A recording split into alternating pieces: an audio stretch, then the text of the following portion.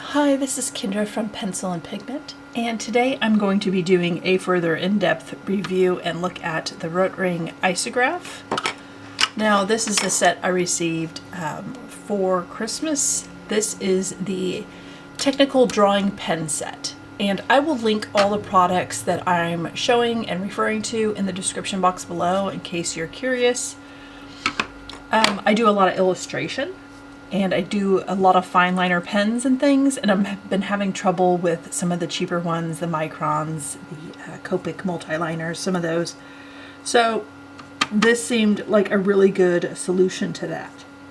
Now, when I did my first look, I was trying to figure out what all the different things were.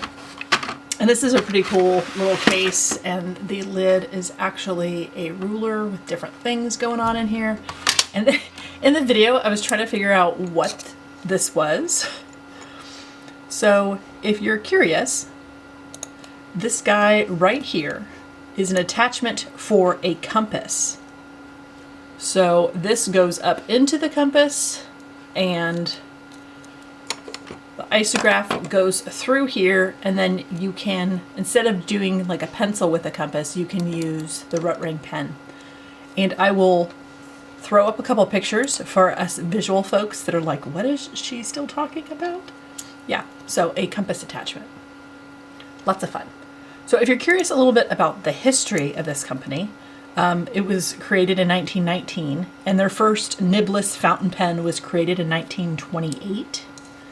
And they had a bunch of different designs throughout history. This was originally a German company, and since I believe it was private from 1928 to 1998, it was a private company, and now it's a subsidiary from 1998 on, and a bunch of the production is handled and distributed by a Japanese manufacturer, Hotline, and a couple other manufacturers. So this has moved around a little bit, but the main difference, if you're curious, between the Rapidograph and the Isograph, and I'll throw up a couple like comparison photos, is the ink reservoir inside. So let me open up this one. This is the one I've been using, the 0.3.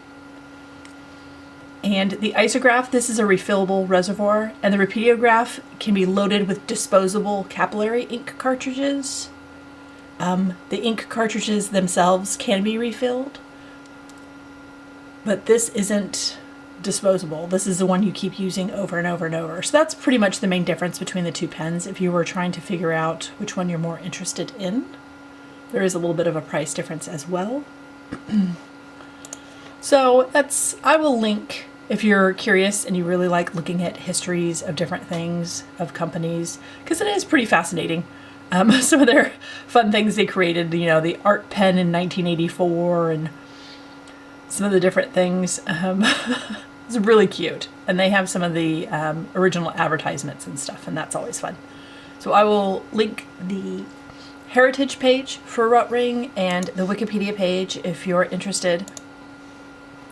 I was looking, my main thing, because this comes with a big thing of black ink, was what other inks they have. Now, if you go on their Amazon page, like you're going to purchase more black ink, there is an image showing that there is blue, red, white, black, and green. Now, I've been on their webpage, I've been everywhere, and the only place I have found some of these inks for sale is AliExpress. I'm going to be doing this in US dollars, so on AliExpress they're $9.60. If you are interested in buying these specific inks, they are expensive for the quantity. Currently on Amazon, this is $7.25. It's 25% off right now. But they're light fast and they're waterproof. So once it sticks and adheres to the page, you can go over it with other products. I'm going to show you some things I've drawn to show you how I've tested this ink and done weird things with it. So let's do that. So this is the planner I'm filling. This is a 2024 Midori Hibino. This is the Tomoe River Sans and paper. Here is, and again, This is the 0.3 I've been using. This is a duck. And one thing to note about the ink is it's a little bit raised. It has a little bit of a texture depending on how thick you go. The other thing is, because it is a metal nib, if you are heavy-handed, you can rip through really thin paper with this nib. So you have to be really, really careful how heavy you are. And I tried some different things. So this is a camel, and there's some Pilot pen in pink. And again, there's a little bit of a texture with this ink. I like it. It's kind of fun if you're tactile. Added bonus. And here's a frog. I added other inks with it. Some Pilot pen. Pilot pens are just easy. They're not light fast, so keep that in mind. Here's a huge experiment. So the first layer is the Rapidograph pen. The second layer that I put on here is the Marvy La Plume 2. This is peacock green. This is water soluble. So to get rid of the streaks from the pen, I went over it with a larger brush, a watercolor brush, and thinned it out. And then the third layer is the Schmincke Gold watercolor. Here's the pan, and you see I've been using it up. So the Rapidograph ink did not smear or smudge or anything. I didn't scrub hard. You can scrub kind of hard if you want, and that will lift some of the ink when it's wet. I've been experimenting. But if you're just doing brush coats of water with a wide watercolor brush, it's fine and it holds. So this was kind of a fun one to experiment. I wasn't sure what the ink would do with this many layers, and it held up just fine. It's kind of unusual. And here's one where I scrubbed. So I drew with the Rapidograph, and then I did a layer of two layers of watercolor. One was a blue, oh gosh, a helio turquoise, I believe. And then I went over it a little bit with gold, so you can kind of see the sheen. And then I scrubbed around the eye to see what I could lift, and it did lift a little bit of the black, and I went back over it. So you can do multiple layers. I was trying to show you if there's bleeding or ghosting. There's a little bit of ghosting in some areas. See right here, you can see sort of the nose line. But there isn't really any bleeding. So I was trying to see what damage I could do to the ink to really put it through its paces and see what this ink's made of. Because for the price, again, for the quantity and the price, it's pretty expensive. So I've been on YouTube and the internet trying to figure out other inks people have put into the reservoir of their pens to see if people were trying to find more budget-friendly solutions. No shade to ROtring or anything, because this is a great quality ink it's waterproof. You can do weird stuff and fun stuff with it.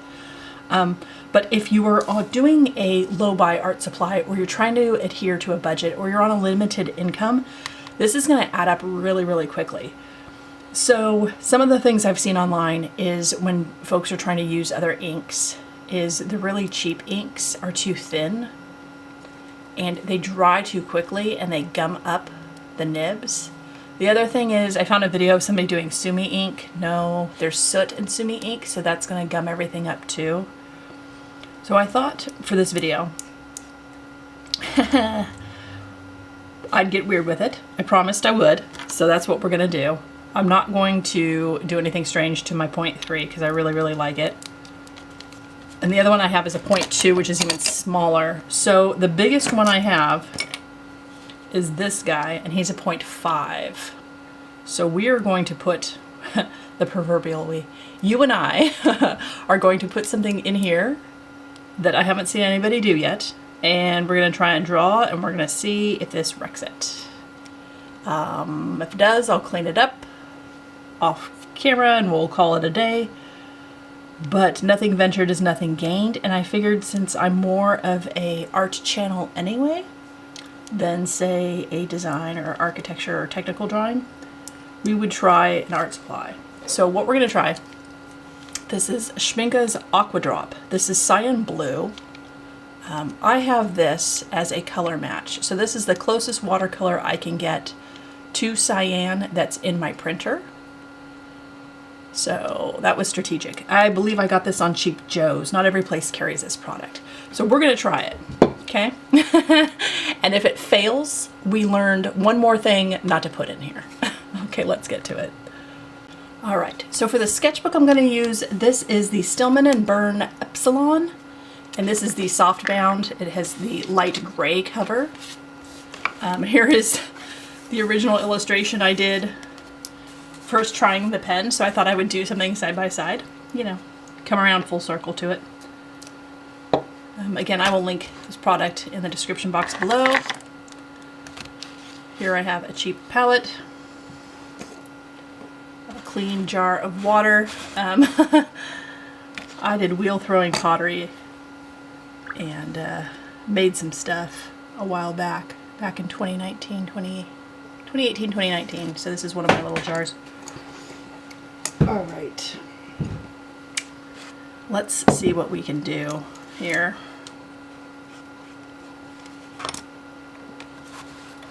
Now there is a eyedropper in here.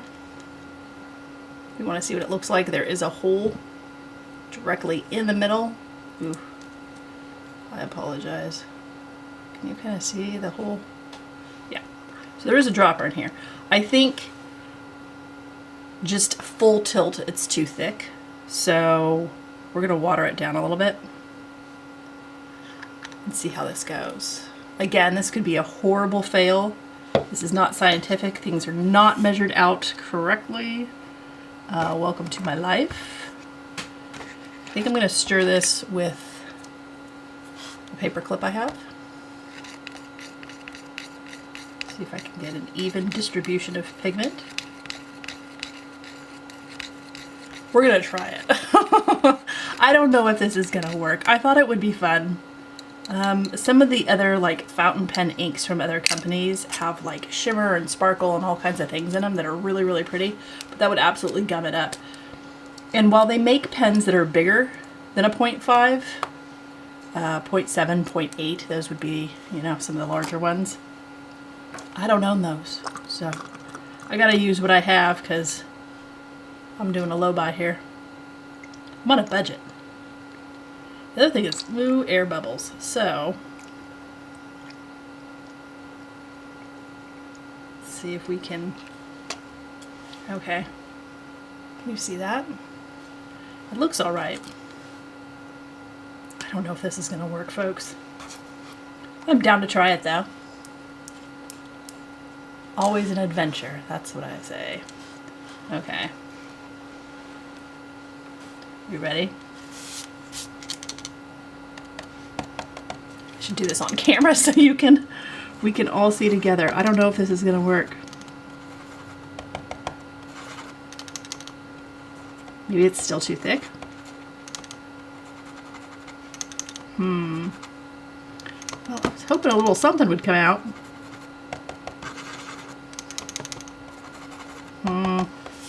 Nope, I'm not having any luck. Oh, here we go. Here we go. Can you see that? It's really pale. It's a very pale blue. I feel like I'll have to draw solid shapes for you to be able to see this. I apologize for cars going by. It is the weekend. And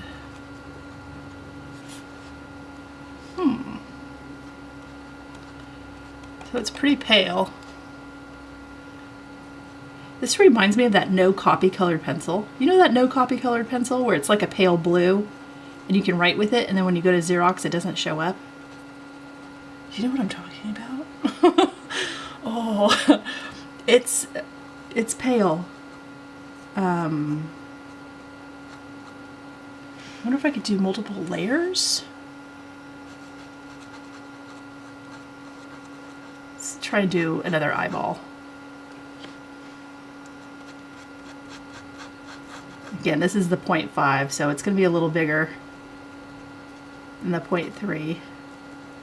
And then you can be like, so there's this channel on YouTube and she stuck liquid watercolor in her Rapidograph because she's crazy and she wanted to try it and it worked. It's working. I don't know about storage and long term. So that would be the next thing to sort of, maybe this is one-time use and I don't leave this in the pen, and I'm not going to, because watercolor dries and then you can rehydrate it and stuff, which is why people leave it on their palettes. It's not like acrylic where it dries and you're done.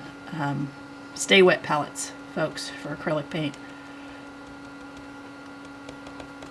Is it all gummed up now?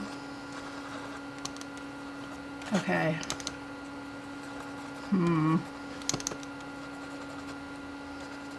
Yeah, it's not coming out anymore. I got 5 minutes.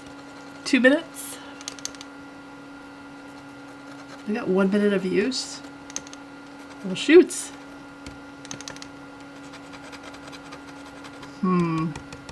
Is it a success or is it a fail?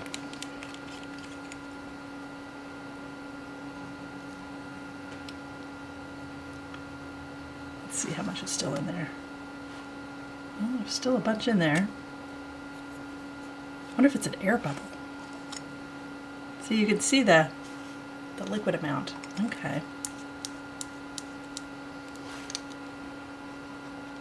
Okay, so air bubbles really gum this thing up. So what would my general consensus be? Yes, you can put liquid watercolor in here if it's thinned out. Be wary of air bubbles. You may have to take it apart and check it periodically. This is a choice. Again, this is the 0.5. I wouldn't go smaller. I wouldn't try this on a 0.3 or a 0.2 just because it's just too small. But we learned something. We learned something today. We learned I was willing to ruin a pen for science. Do it for science. Okay. Somebody has blue eyes. That's not me. Let me zoom in real quick. So that's a little closer. Not a whole lot, but it's a little bit. Anyway, watercolor in an isograph. It's fun. It's fun. I like it. I wouldn't let it sit. I wouldn't. You'd have to clean it after every use. And I'm not sure about regular watercolors. It could be like particle, because every watercolor is a different pigment, and there are different particle sizes and different things that go into each individual watercolor. So this could absolutely be a fluke, and this only works with this one. I don't know. That's the only liquid watercolor I own, and again, it was for printing matching purposes. It was very strategic. So if you're interested in light blue or having a cyan watercolor, or you just like Schmincke's Aqua Drop in general, and you have some technical pens, you could try it. You can try it and let me know in the comment section if it was a success or failure for you. Or if you're not willing to risk it, I 100% understand. I understand. Like it's a choice.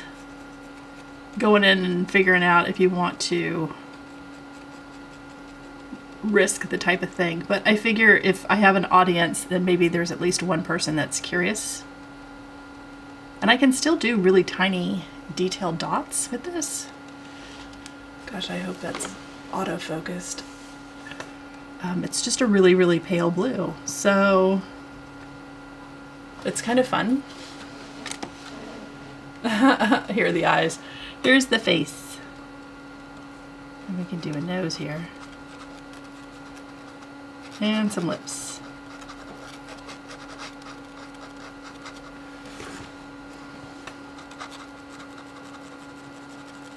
But yeah, 0.5 with watercolor. It's success, folks. I'm calling it a success. I'm also calling it a little bit more maintenance than the regular ink because with my other pen, with the specific ink it has, I leave it in here. I store it with the ink in here. I don't clean it out every time. So this is going to be my black ink pen. I really wish that they made like a sepia, because I would buy the sepia at some point and put it in the 0.2 and then have one that's brown ink and one that's black. Now you could totally go on AliExpress and buy different colors and then mix and match together. Like you could buy the black, you could buy the blue and make a blue black, or make a teal. You could probably make a brown. Bet you could. You mixed a lot of them together. Or at least a really, really deep brick. You could. If you mixed the red, blue, and green and put the black in there, I bet you can make a dark brown. But again, you're looking at $40 worth of ink to make a brown. So ROtring, if you ever consider making other colors, there's an audience for that. Folks would definitely be interested. I'd be interested in a sepia. I don't know if they take I don't know if they take recommendations. They are on Instagram. You can tag them in your illustrations and they can feature you. I don't see that they do giveaways or anything, but it could be fun. Anyway, I hope you enjoyed this video. I hope you enjoyed this experimentation. Again, this is the Aqua Drop by Schmincke. This is the cyan blue. I don't know if this is a fluke. I'm not going to be trying other watercolors just because of the particles in the pigments in the other watercolors I own. Like I have the 36 pan set. Woo! And a lot of these have bigger pigments. Some of these are granulating. You're not going to want to try and do this with granulating watercolors because there's different size pigments in there. So figure ones that, and again, you wouldn't want to use metallics either, but ones that have maybe been through different filtration processes, kind of like liquid watercolors might be the way to go. I hope this video helped. I hope it gave you an idea. I hope it inspired you. Maybe you have other technical pens and you want to give this a try. I definitely learned something and this was a ton of fun. So I hope you have an absolutely wonderful week and I will talk to you later. Bye.